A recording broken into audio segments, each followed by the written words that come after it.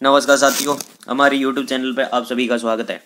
देखिए, आप किसी भी कंपटीशन की तैयारी कर रहे हो और उसमें अगर साइंस आती है तो ये मतलब सामान्य विज्ञान की जानकारी होनी चाहिए। सामान्य विज्ञान अगर ये आपने नोट्स पढ़ लिए तो इससे बाहर क्वेश्चन नहीं जाएगा। तो 1 2 3 जैसे सीरियल वाइज नोट्स डाले गए हैं, आप चेक कर सकते हैं प्लेलिस्ट में, और वहाँ आपको धीरे धीरे सब कुछ प्रोवाइड करवा दिया जाएगा। तो देखिए, साइंस के बारे में अपन बात कर लेते हैं। तो साइंस प्रकृति के द्वारा बनाई हुई एक विज्ञान है, यानी ज्ञान प्रकृति के द्वारा, मानव द्वारा निर्मित नहीं है। उसका साइंस के अंतर्गत जो प्रकृति की चीज़ें हैं उनका ही अध्ययन किया जाता है। तो सबसे पहले अपन कॉमन सी बात होती है उन शब्दों को देख लेते हैं, उनकी परिभाषाएं देख लेते हैं क्या क्या है। तो देखिए, सबसे पहले आता है पदार्थ। अब पदार्थ किसे कहते हैं, ऐसे क्वेश्चन आ जाए कि पदार्थ क्या है, तो जो स्थान घेरता हो और उसका कुछ बाहर हो, यानी बाहर भी हो और वह इंद्रियों के द्वारा महसूस कर सकें। मतलब कि इंद्रियां कौन कौन सी हैं? आँख, कान, जिब्या, जीभ यानी आँख, कान, जिब्या, त्वचा, और आँख, कान, जिब्या, त्वचा, एक और है, कोई ध्यान नहीं आ रही मेरे को, उसको बता दूंगा मैं। देखो, अब ये ज्ञान इंद्रियों के द्वारा उनको महसूस कर सकें, तो त्वचा के द्वारा किसी को भी महसूस, आँख के द्वारा हम जो देख रहे हैं तो वो सारी चीज़ क्या होगी? पदार्थ होगी। जैसे अपन टेबल देख रहे हैं तो टेबल क्या होगी? पदार्थ होगी। जैसे अपन फोन देख रहे हैं, ये भी एक पदार्थ ही मान सकते हैं अपन। तो पदार्थ की इकाई क्या है? अब उन्होंने क्या है, पदार्थ छोटे छोटे कणों से मिलकर बना होता है। उन कणों को क्या कहते हैं? मॉलिक्यूल्स। मॉलिक्यूल्स अणु कहते हैं। क्या बोलते हैं? अणु। तो इसके बाद नेक्स्ट आती है अपना कि पदार्थ की अवस्थाएं कितनी होती हैं। अब पदार्थ की अवस्थाएं होंगी किस किस रूप में पाया जाता है, पदार्थ किस किस रूप में पाया जा सकता है। तो पदार्थ की 5 अवस्थाएं होती हैं। 5 अवस्थाएं, कितनी अवस्थाएं होती हैं? 5। तो आगे बात करते हैं कौन कौन सी होती हैं 5 अवस्थाएं। तो 5 अवस्थाएं अपनी होती हैं, एक तो ठोस होती है, एक द्रव होती है, एक गैस होती है, एक दो अवस्थाएं और हैं, प्लाज्मा और बीईसी। प्लाज्मा और बीईसी। तो ठोस के बारे में आप जानते होंगे। इसका एक कॉमन सा उदाहरण दूं, बर्फ। तो बर्फ है, उसके ठोस के अणु क्या है कि ठोस से आप समझ रहे होंगे कि ठोस के अणु, उसके अंदर जो अणु हैं, जो मॉलिक्यूल हैं, वो आपस में पास पास स्थित होते हैं। पास पास जो बर्फ के मॉलिक्यूल हैं पास पास स्थित होते हैं, इसलिए वो कठोर होती है। और द्रव में क्या है, इससे थोड़े दूर दूर होते हैं, और गैस में बिल्कुल दूर दूर होते हैं। तो गैस जब भी क्या है, जो वायु है वो दूर दूर तक स्मेल आती है, वो क्या है? गैस है। तो गैस की जो है, जो कण क्या है, विस्तृत होते हैं, दूर दूर स्थित होते हैं। तो इसलिए क्या है, ये तो तीनों आपको समझ में आ गई। इसका उदाहरण मैंने आपको क्या बताया था? बर्फ, इसका पानी, और इसका कोई भी गैस ले लो, एलपीजी ले लो, सीएनजी ले लो, एक गैस है N2O2S2, और प्लाज्मा और बीईसी। इसके बारे में अपन अध्ययन करेंगे नीचे। तो देखिए, प्लाज्मा के बारे में बता देता हूँ कि प्लाज्मा क्या है। तो प्लाज्मा का उच्च ताप पर आयनित गैस है, यानी सूर्य, यानी उच्च ताप पर क्या लिख रहा है? आयातित गैसें हैं, आयनित गैसें हैं। या जैसे सूर्य है जो प्लाज्मा के अंदर आता है। और इस प्लाज्मा की खोज किसने की? तो इसकी खोज 1 नंबर का क्वेश्चन बिल्कुल आ सकता है कि लैंग्यूर नामक वैज्ञानिक ने प्लाज्मा की खोज की थी। कौन से वैज्ञानिक ने? लैंग्यूर नामक वैज्ञानिक ने प्लाज्मा की खोज की। तो इसके बाद नेक्स्ट अपना जो आता है इसमें कि ब्रह्मांड में पाई जाने वाली अवस्थाओं में सर्वाधिक पाई जाने वाली अवस्था कौन सी है? जैसे ब्रह्मांड है तो ब्रह्मांड में सबसे ज़्यादा कौन सी अवस्था पाई जाएगी? ठोस, द्रव, गैस। ये क्वेश्चन पूछ लेंगे आपको कि ब्रह्मांड में सबसे ज़्यादा कौन सी अवस्था पाई जाती है, सर्वाधिक कौन सी अवस्था पाई जाती है? तो इसका आंसर आप क्या बताएंगे? प्लाज्मा। तो ब्रह्मांड में पाई जाने वाली अवस्था में सर्वाधिक पाई जाने वाली अवस्था कौन सी है? प्लाज्मा। कौन सी है? प्लाज्मा। तो ये आपको याद होना चाहिए। सभी तारों पर प्लाज्मा अवस्था पाई जाती है, क्योंकि तारे ब्रह्मांड में पाए जाते हैं। तो ब्रह्मांड का कोई भी क्वेश्चन आए तो आप ऑटोमेटिक ही प्लाज्मा अवस्था बता देना, क्योंकि तारे में भी प्लाज्मा अवस्था पाई जाती है। इसके बाद अपन पढ़ते हैं वो लास्ट 5 नंबर की अवस्था थी बीईसी। इसका नाम है इंग्लिश में बॉस इंडस्ट्रीन कंडेंसेशन, मतलब संघनन। कंडेंसेशन माने संघनन। तो इसका ये फुल नाम हो गया। 1 नंबर में फुल नाम पूछ लेते हैं तो ये आपको याद हो ही जाएगा। तो इसके बारे में थोड़ा जान लेते हैं कि बीईसी क्या है। बीईसी अवस्था है जिसके अंतर्गत क्या है कि ये अति तरलता वाली अवस्था है। मतलब पानी होता है, तरलना माने बहना, पतला। तो जैसे अपना पानी होता है तो पानी बह सकता है, लेकिन उससे भी तीव्र गति से कौन सी अवस्था बहेगी अपनी? बीईसी। तो अति तरलता वाली अवस्था है। और ब्रह्मांड का सबसे न्यूनतम ताप कितना होता है? ब्रह्मांड का सबसे न्यूनतम ताप पूछ लिया जाए आपको, आपके क्वेश्चन में आएगा कि ब्रह्मांड का न्यूनतम ताप बताइए, तो कितना बताएंगे? -273.16 डिग्री सेल्सियस। ये ऑप्शन में होगा, -273.16 डिग्री सेल्सियस। इसकी खोज किसने की? जो बीईसी है, जो बीईसी अवस्था है, इसकी खोज किसने की? कॉर्नेल तथा बीमैन, कॉर्नेल तथा बीमैन, किसने की? कॉर्नेल तथा बीमैन। इसके बाद देखते हैं कि यहाँ न्यूनतम ताप पर, अब न्यूनतम ताप तो आपको पता है कितना होता है, -273.16 या 15। वो पॉइंट के बाद तो क्या है कि 16 नहीं बोलेंगे, पॉइंट के बाद जितने भी शब्द आते हैं उसे 1.5 बोलेंगे, तो 1.5 डिग्री सेल्सियस, 15 डिग्री सेल्सियस। तो एक पॉइंट के बाद के तो क्या है कि एवं में मान लगते हैं लगभग में।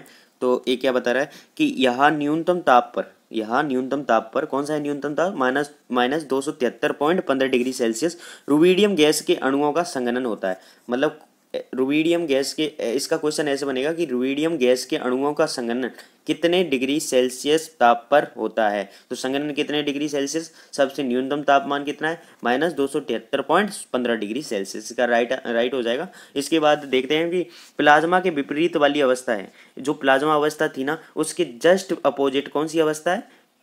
कौन सी अवस्था है बताइए? BEC। कौन सी अवस्था है? BEC। तो इसके बाद अपन बात करते हैं परमाणु की, क्योंकि अब पदार्थ की बात कर ली। अणु किससे मिलकर बने होते हैं? परमाणु से। अणु किससे मिलकर होते हैं? क्योंकि पदार्थ की इकाई क्या बताई थी मैंने?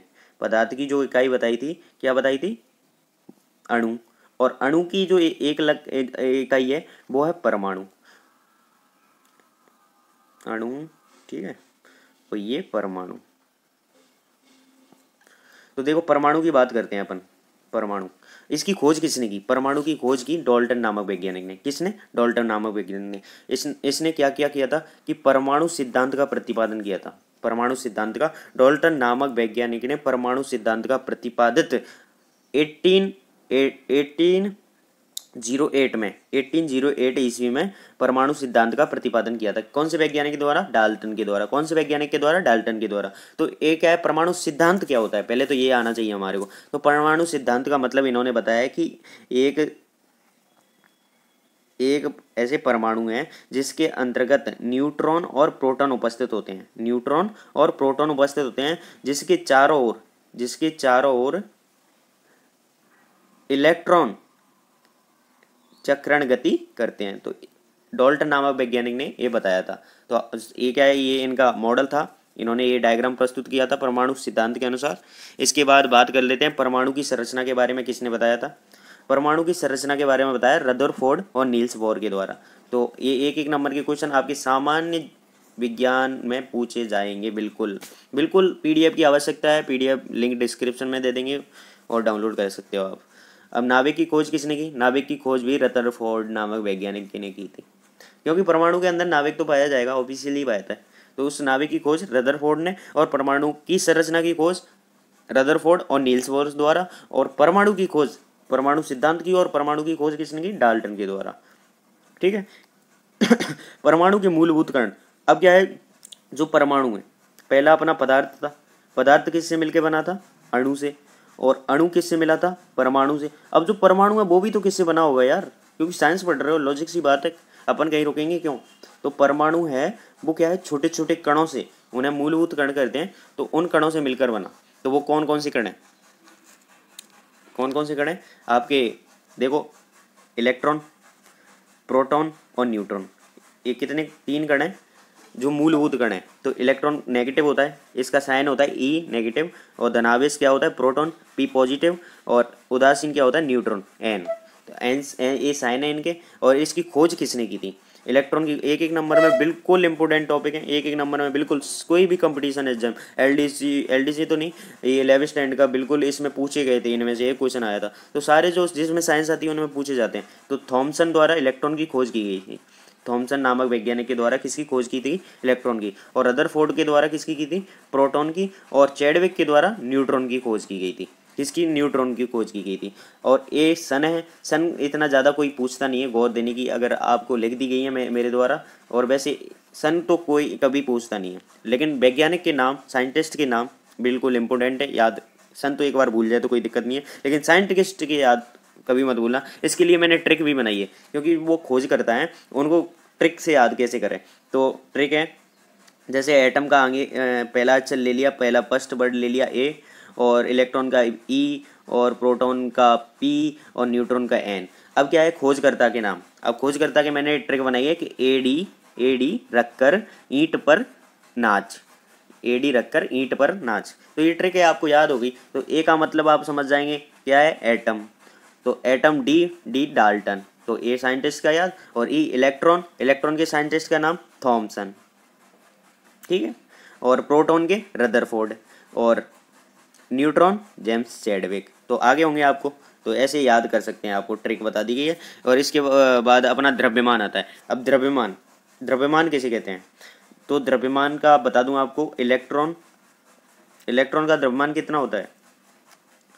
इलेक्ट्रॉन का द्रव्यमान होता है 9 पॉइंट इंटू 10⁻³ kg, किलोग्राम। इतना तो क्या है, इलेक्ट्रॉन का होता है। और प्रोटॉन का कितना होता है?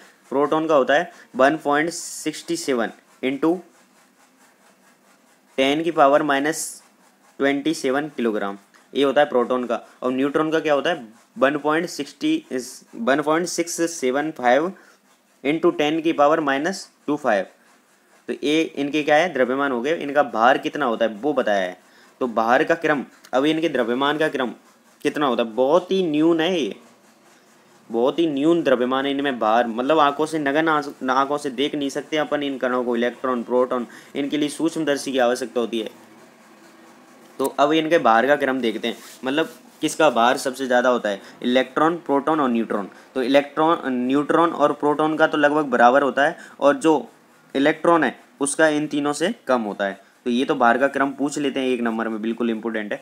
इसमें एक एक लाइन इंपॉर्टेंट है, क्योंकि नोट्स बहुत ही गहनता से बनाए गए हैं। इससे बाहर आपके कोई क्वेश्चन नहीं जाएंगे सामान्य विज्ञान के अंतर्गत। देखिए अब आता है कि प्रोटॉन का द्रव्यमान इलेक्ट्रॉन के द्रव्यमान के लगभग, प्रोटॉन का द्रव्यमान इलेक्ट्रॉन के द्रव्यमान के लगभग बराबर होता है। लगभग कितना होता है? बराबर होता है। लगभग बराबर तो नहीं होता। प्रोटॉन का द्रव्यमान इलेक्ट्रॉन के द्रव्यमान के लगभग 1.836 गुना होता है। 1.836 गुना होता है। तो मैं क्या है ये समझ रहा था, लेकिन इन्होंने क्या है इनकी कंपेयर की है। तो इसका कितना गुना होता है? 1.836 गुना, ठीक है। अब इससे आगे बात करते हैं, प्रोटॉन और न्यूट्रॉन को सम्मिलित रूप से 1 नंबर का क्वेश्चन पूछ लेते हैं कि न्यूक्लियन किसे कहते हैं। तो न्यूक्लियन किसे कहते हैं कि proton plus neutron, proton plus neutron को क्या कहते हैं? प्रोटॉन प्लस न्यूट्रॉन को न्यूक्लियन के नाम से जाना जाता है। इसके बाद एक प्रोटॉन के द्रव्यमान को परमाणु द्रव्यमान इकाई, परमाणु द्रव्यमान इकाई जिसे शॉर्ट में कहते हैं AMU, एटम मास यूनिट, या डाल्टन कहा जाता है। डाल्टन अब पूछ लेंगे आपको AMU क्या कहते हैं, AMU किसे कहते हैं, या AMU का पूरा नाम बताइए, या फिर डाल्टन किसे कहते हैं। तो आपको क्या बताना है कि एक प्रोटॉन का द्रव्यमान को, एक प्रोटॉन के जो द्रव्यमान होता है उसे अपन क्या बोलते हैं? AMU बोलते हैं। क्या बोलते हैं? AMU या डाल्टन बोलते हैं। तो एक AMU या एक डाल्टन यानी प्रोटॉन का जो द्रव्यमान कितना होता है? 1.62, पीछे अध्ययन कर सके थे अभी। तो 1.62 इंटू 10⁻⁻24 ग्राम, -24 ग्राम, और किलोग्राम में पूछे तो -27 किलोग्राम, क्योंकि 3 जीरो वो क्या है वहाँ कम हो गई है ना। तो आपको समझ में पता चल गया होगा। अब बताए परमाणु द्रव्यमान इकाई। अब परमाणु द्रव्यमान की इकाई क्या होगी? ऐसे पूछ ले परमाणु द्रव्यमान की इकाई, तो डाल्टन होगी। डाल्टन क्या हो गई? डाल्टन हो गई, डाल्टन। इसके बाद परमाणु क्रमांक संख्या, उसको किससे व्यक्त करते हैं? परमाणु क्रमांक संख्या को अपन Z से व्यक्त करते हैं। परमाणु क्रमांक संख्या Z। तो परमाणु आपने पता होगा, परमाणु आपने पढ़ लिए। अब उसकी क्रमांक संख्या यानी जो नंबर है सीरियल वाइज वो बता रहे हैं। किसी भी परमाणु में प्रोटॉन की संख्या, किसी भी परमाणु में जो प्रोटॉन की संख्या होती है वही क्या होती है? परमाणु क्रमांक होती है। क्या होती है? परमाणु क्रमांक होती है। अब आती है द्रव्यमान संख्या। द्रव्यमान संख्या को a से व्यक्त करते हैं। तो प्रोटॉन तथा न्यूट्रॉनों की कुल संख्या, प्रोटॉन तथा न्यूट्रॉनों की कुल संख्या यानी P और N को क्या है अपने जोड़ दिया, तो क्या बोल देंगे उसे? द्रव्यमान संख्या, द्रव्यमान संख्या। और वो न्यूक्लियन था, वहाँ भी क्या है? न्यूक्लियन किसे कहते हैं? प्रोटॉन और न्यूट्रॉन को सम्मिलित रूप से क्या कहते हैं? न्यूक्लियन। तो यहाँ भी वही कर रहे हैं, यहीं प्रोटॉन और न्यूट्रॉन को जोड़ते हैं। तो यहाँ सीधा डायरेक्ट अपन न्यूक्लियन भी बोल सकते हैं कि न्यूक्लियन की कुल संख्या। तो देखो Z तो आपका क्या हो गया? परमाणु क्रमांक। और ये क्या है? धातु। ये क्या है? धातु। और ये क्या है? द्रव्यमान संख्या। तो ऐसे अगर अपन लिखते हैं, ऐसे आते हैं, तो उसमें सबसे ये नीचे क्या दिया होता है? परमाणु क्रमांक। और ऊपर क्या लिखते हैं अपन? द्रव्यमान संख्या। द्रव्यमान संख्या आपको पता है कि P और N P और N का योग यानी न्यूक्लियन का योग क्या होती है? द्रव्यमान संख्या। और यहाँ आ गया आपका परमाणु क्रमांक, यहाँ Z आ जाएगा, और यहाँ आपका ऑटम। तो ये उदाहरण दिए गए हैं आपको, oxygen, nitrogen, carbon, oxygen, nitrogen, carbon. तो वैसे भी आप याद करते हैं आवर्त सारणी में, तो ऑक्सीजन कितने नंबर पे आता है? 8 नंबर पे। तो 8 दूनी 16, दुगना कर दो, 7 दूनी 14। वैसे ये मान्य, कुछ कुछ पे अपवाद है, उन पे मान्य नहीं होती, लेकिन इसका दुगना कर देते हैं। जैसे प्रोटॉन तो ये दिया है, और प्रोटॉन के बराबर ही न्यूट्रॉन होते हैं किसी परमाणु में, तो ये क्या है? दुगना कर देते हैं। तो देखो 7 दूनी 14 और 6 दूनी 12, ये हो गए ना। एक मिनट एक मिनट एक मिनट, ये उदाहरण दिया है। तो ऐसे पूछ ले कि द्रव्यमान संख्या के बारे में बताइए, तो ये कॉमन सी साइंस आनी चाहिए आपको। अब आता है कि न्यूट्रॉनों की संख्या, न्यूट्रॉन की संख्या किसे कहते हैं? तो न्यूट्रॉनों की संख्या A माइनस जेड। तो जेड आपको पता है क्या है? जेड परमाणु क्रमांक है, और ए आपको पता है, ये बताया मैंने। जेड तो परमाणु क्रमांक हो गया, और ए क्या है? द्रव्यमान संख्या। तो द्रव्यमान संख्या में से परमाणु संख्या घटा देंगे तो क्या बचेगी? न्यूट्रॉनों की संख्या बच जाएगी। तो अब आता है कि परमाणु उदासीन होता है, अतः परमाणु क्या है? उदासीन होता है। परमाणु जो होता है उसमें ना तो नेगेटिव चार्ज ज़्यादा होता है, ना पॉजिटिव चार्ज होता है, वो क्या है? उदासीन होता है। तो उदासीन कब होगा? जब इलेक्ट्रॉन की संख्या बराबर होगी और प्रोटॉन की संख्या, यानी पॉजिटिव नेगेटिव चार्ज और पॉजिटिव चार्ज, क्योंकि पॉजिटिव प्रोटॉन पे होता है और नेगेटिव इस पे होता है, तो दोनों बराबर होंगे तो क्या होगा? परमाणु उदासीन होगा। तो इसलिए क्या है कि इनका दुगना कर देते हैं अपन, 6 दूनी 12। तो यहाँ तो 14 है, तो ये क्या है? अपवाद स्वरूप है। प्रोटॉन कितने हैं? 6, और इलेक्ट्रॉन क्या है? 6। तो न्यूट्रॉन कितने हुए? 8। तो इसमें क्या है? न्यूट्रॉन है 8। तो ये ऐसे मतलब आपको बता दिया है, ये उदाहरण है इसके। यहाँ दुगना कर देते हैं, कभी कोई कोई अपवाद है उनमें मान्य नहीं होता है। और इसके बाद अपन पढ़ते हैं कि अन्य कण। अब अन्य कण होते हैं, ये अपने क्या पढ़े? परमाणु के मूलभूत कण पढ़े थे। कौन कौन से? इलेक्ट्रॉन, प्रोटॉन और न्यूट्रॉन। अब इनके अलावा भी कण होते हैं, मेन तो वो है, लेकिन इनके अलावा अन्य कण कौन कौन से? अन्य कण, एक तो बोसॉन होता है, बोसॉन। एक न्यूट्रोनो, बिल्कुल पढ़े होंगे आपने। और इसके अलावा बोसॉन, न्यूट्रोनो और मेसॉन। एक मिनट, बोसॉन, न्यूट्रोनो और इप्स बोसॉन और मेसॉन। तो इनके बारे में बताते हैं। बोसॉन नाम सत्येंद्र नाथ बोस के नाम पर पड़ा, सत्येंद्र नाथ बोस के नाम पर पड़ा बोसॉन। एक साइंटिस्ट है, इन्होंने क्या है? बोसॉन कण की खोज की थी, और बोसॉन कण इनके नाम पर ही रखा गया है, जो मूलभूत कण की डिग्री में आते हैं। और न्यूट्रॉन है, न्यूट्रॉनों की खोज किसने की? पाउली। ये बिल्कुल इंपॉर्टेंट है। 1930 में न्यूट्रॉन की खोज किस वैज्ञानिक के द्वारा की गई थी? पाउली के द्वारा। किसके द्वारा? पाउली के द्वारा ने की थी। और आवेश रहित कण है, ये क्या है? इस पे कोई आवेश नहीं होता, ना कोई पॉजिटिव चार्ज ना कोई नेगेटिव चार्ज, आवेश रहित कण है। इन्हें मूलभूत नहीं, इन्हें भूत कण कहा जाता है। इन्हें क्या कहा जाता है? भूत कण कहा जाता है। ये प्रकाश के वेग से गति करते हैं। कौन से कण प्रकाश से वेग से गति करते हैं? न्यूट्रॉनो। कौन से कण? न्यूट्रॉनो। तो ये तो हो गया न्यूट्रॉनो की बात। अब करते हैं इप्स बोसॉन की बात। तो ईश्वरीय कण, इस इप्स बोसॉन को क्या कहते हैं? ईश्वरीय कण। इसके बाद मेसॉन की बात करते हैं। मेसॉन क्या है? मूलभूत कण चल रहे हैं किसके? परमाणु के मूलभूत कण। मेन तो वो 3 थे। अब आते हैं मेसॉन की बात। इसको 1935 ईस्वी में खोज की थी, किस वैज्ञानिक के द्वारा? योकावा के वैज्ञानिक के द्वारा मेसॉन की खोज की थी। इसके बाद आता है पॉजिट्रॉन, द्रव्यमान इलेक्ट्रॉन के बराबर। इसका द्रव्यमान होता है, वो इलेक्ट्रॉन था मूलभूत कण, उसके बराबर होता है। किसका? पॉजिट्रॉन का। और आवेश होता है, वो इलेक्ट्रॉन के विपरीत होता है। आवेश किसके विपरीत होता है? इलेक्ट्रॉन के विपरीत होता है, और इलेक्ट्रॉन के बराबर द्रव्यमान हुआ। तो देखो, पॉजिटिव इलेक्ट्रॉन, तो इसका तो पॉजी ले लिया, इसका ट्रॉन ले लिया, तो पॉजिट्रॉन बन गया। तो पॉजिट्रॉन का मतलब है इलेक्ट्रॉन का एंटी पार्टिकल, यानी प्रतिकण। इलेक्ट्रॉन का प्रतिकण कौन हो गया? अब आपके क्वेश्चन पूछ लिया जाएगा इलेक्ट्रॉन के प्रतिकण का नाम बताइए, तो क्या बताएंगे आप? पॉजिट्रॉन। क्या आंसर होगा आपका? पॉजिट्रॉन। बिल्कुल भूलना नहीं चाहिए मेरे साथियों। खोज इसकी कब हुई थी? 1932 में। 1932 के अंतर्गत इसकी खोज हुई थी। 1932 ईस्वी में एंडरसन ने इसकी खोज की थी। एंडरसन ने किसकी खोज की थी? पॉजिट्रॉन नामक जो कण था, उसकी खोज किसने? एंडरसन नामक वैज्ञानिक ने की थी। इसके बाद आता है एंटी प्रोटॉन, प्रति प्रोटॉन। इसकी खोज की थी 1951 में। 1951 में कौन से वैज्ञानिक ने? सेगरे नामक वैज्ञानिक ने। तो इनकी क्या है कि पाउली को याद कर लेना, बाकी और के इतना बहुत देने की आवश्यकता नहीं है, जो इम्पोर्टेंट है उनको याद कर लेना। अब आता है वस्तु की बात करते हैं अपन। वस्तु क्या होती है? ऑब्जेक्ट। तो ऑब्जेक्ट की बात करते हैं। वस्तु, जब कोई पदार्थ निश्चित आकृति, अब पदार्थ के बारे में तो आप पढ़ चुके, जिसे अपन ज्ञानेंद्रियों के द्वारा पहचान सकते हैं, जान सकते हैं। तो पदार्थ क्या, यहाँ पदार्थ की बताने की तो आवश्यकता नहीं है। तो क्या बोल रहे हैं? कोई पदार्थ किसी निश्चित आकृति ग्रहण करता है, तब उसे क्या बोलते हैं? अपन ऑब्जेक्ट या वस्तु बोलते हैं। जैसे हेलमेट हुआ, अब मेरे सामने हेलमेट रखा है तो ये एक वस्तु हो गई। जैसे बुक है तो ये एक वस्तु हो गई, पंखा है ये एक वस्तु हो गई। तो पदार्थ अगर कोई निश्चित आकृति ग्रहण कर लेता है तो उसे क्या है? अपन ऑब्जेक्ट मान लेते हैं। तो पदार्थ पदार्थ किससे, एक मिनट, परमाणु से क्या बना? अणु, अणु से पदार्थ, ये तो आपको पता चल गया। जैसे परमाणु क्या है? Hydrogen, oxygen. अब इन अणु हैं जैसे H2 और O2 एक ही प्रकार के हैं, और इनसे क्या है? पदार्थ बना, तो H2O बन गया पदार्थ। जैसे कि परमाणु तो आपको जानते हैं कि हाइड्रोजन, हीलियम, लिथियम, बेरिलियम, जैसे हाइड्रोजन, ऑक्सीजन, ये सब क्या है? परमाणु है।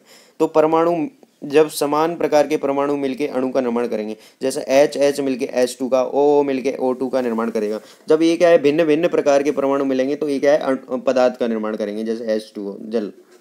तो ये तो इसकी बात हो गई। अब आती है अपनी बात, कहाँ चल रही थी अपनी बात? आती है पदार्थ। तो पदार्थ देखो, पदार्थ एलिमेंट्स, कंपाउंड्स एंड मिक्सचर। जो पदार्थ हैं वो कितने प्रकार से बन सकते हैं? तो ये तीन टाइप दिए हैं: तत्व, यौगिक, मिश्रण, एलिमेंट्स, कंपाउंड्स, मिक्सचर। अब तत्व के बारे में बात कर लेते हैं कि तत्व क्या होते हैं। एलिमेंट्स, वे पदार्थ, यानी ये पदार्थ का शुद्धतम रूप है, शुद्ध रूप है बिल्कुल, इसमें कोई मिक्सचर नहीं होता, जिसमें एक ही प्रकार के क्या पाए जाते हैं? परमाणु पाए जाते हैं। मतलब एक ही प्रकार के परमाणुओं से मिलकर क्या बना होता है? एलिमेंट। बिल्कुल शुद्धतम पदार्थ का शुद्धतम रूप कौन सा है? एलिमेंट। तो इसमें देख लो एग्जाम्पल दिए N2O2 H2O। तो N2 का मतलब आपको बता दिया जाए कि N से मिल रहे, एक ही प्रकार के पदार्थ मिलके बन रहा है N2 को, और O2, तो ये क्या हो गया? तत्व हो गए। तत्व एक ही प्रकार के क्या मिलते हैं? परमाणु मिलकर किसका निर्माण करते हैं? तत्व का निर्माण। अब इसके बाद तत्व कितने, वो बात कर लेते हैं। तो तत्व क्या है?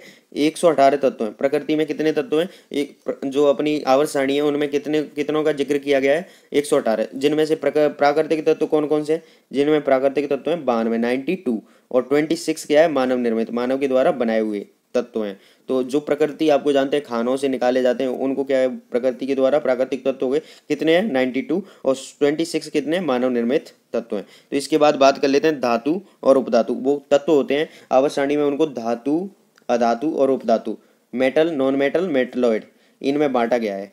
आवर्त सारणी के अंतर्गत जो तत्व हैं आपके 118, उनको क्या है? किन किन में बांटा गया है? धातु, अधातु, उपधातु। अब आती है बात धातु की। धातु की बात आती है। तो धातु क्या होते हैं? धातु का अपन के चमकीले, गलनांक और क्वथनांक अधिक, मतलब धातुओं का गलनांक और क्वथनांक क्या होता है? अधिक होता है। तन्यता होती है, आघात वर्तनीय। अब तन्यता मतलब जो क्या है? खिंच सकता है, मतलब कोई जैसे अपन तार को खींचते हैं वो खिंच जाता है। और आघात वर्धनीयता मतलब इसका मतलब ये है कि अपन स्कूल की घंटी बजाते हैं तो उसकी घंटी क्या है कि कितनी देर तक कंपन करती है, मतलब कितनी देर तक सुनाई देती है। एक बार बजाने के टन, तो इसे कहते हैं आघात वर्तनीयता। तो ये गुण पाए जाते हैं, उन्हें क्या बोलेंगे? अपन धातु बोलेंगे। तो धातु के उदाहरण जैसे सोना, चांदी, तांबा, टिन, लोहा, एल्यूमिनियम, मैग्नीज, ये आपके उदाहरण हो गए। अब बात करते हैं अधातु की। तो अधातु में देख, कार्बन और हाइड्रोजन अधातु है। कार्बन और हाइड्रोजन, गंधक, नाइट्रोजन और फास्फोरस, हीलियम, ये क्या है? अधातु के उदाहरण है। तो ये आवर्त सारणी के अंदर विस्तृत वर्णन करेंगे इनका। और इसके बाद उपधातु की बात कर लेते हैं।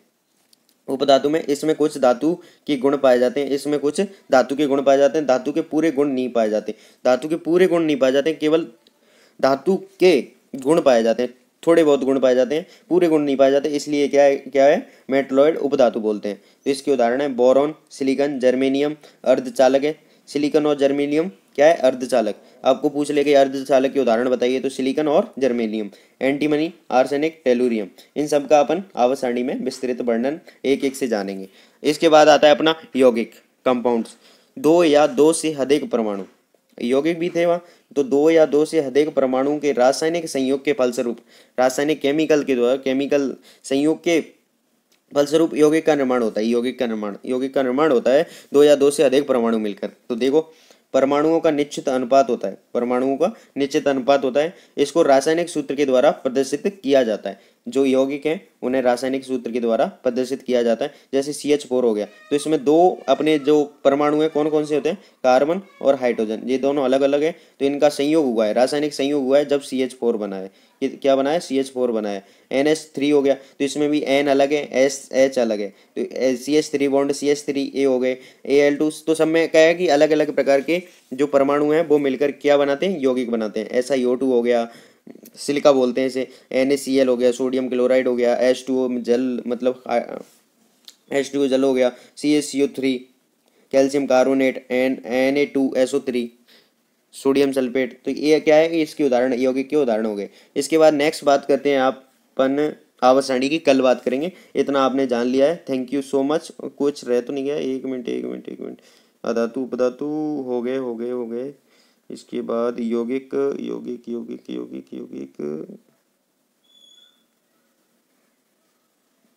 इसके बाद मिश्रण। तो मिश्रण का मतलब है, ये क्या है, दिया नहीं गया है इसमें, नोट्स में थोड़ा छपा नहीं है तो सॉरी चाहते हैं। ये मिश्रण की बात करते हैं। मिश्रण का मतलब जो यौगिक है ना, ये यौगिक विभिन्न प्रकार के अलग अलग परमाणुओं से मिलकर बने हुए हैं। ये यौगिक क्या है कि यौगिक मिलकर, एक यौगिक दो यौगिक दोनों मिलकर किसका मिक्सचर हो जाएगा, और वो मिक्सचर अपन मिश्रण कहते हैं उसे, मिश्रण। तो रासायनिक रूप से ही मिलेंगे ये भी। तो thank you so much watching for this video. अगर आपको वीडियो बिल्कुल भी पसंद आई हो, लाइक हो, अगर आपको प्रॉफिट हो तो लाइक करके ना जाना, लाइक करना ना भूलना, और सब्सक्राइब, कमेंट, शेयर अपने साथियों को भी शेयर कर दीजिए। थैंक यू सो मच, क्योंकि उनको भी हेल्प मिल सके। सारी कंपटीशन के लिए मैं डेली लेक्चर दूंगा यहाँ।